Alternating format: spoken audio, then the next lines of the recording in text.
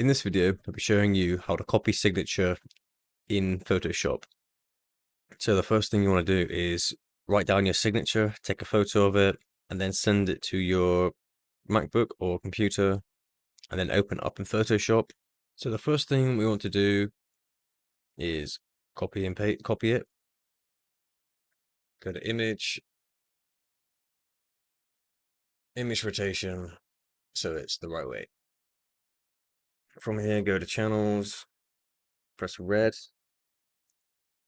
press command, and then press that, and that will highlight that. Make a copy of it. To that, you want to go to adjustments, go to curves. Here we can alter the contrast between the two images. And from here, you want to go back to layers, go to a selection tool, press command and I, and that will invert your image. And from here, create a copy. So unselect one. And yeah, that's how you copy your signature into Photoshop. I hope this video helped. Speak to you soon.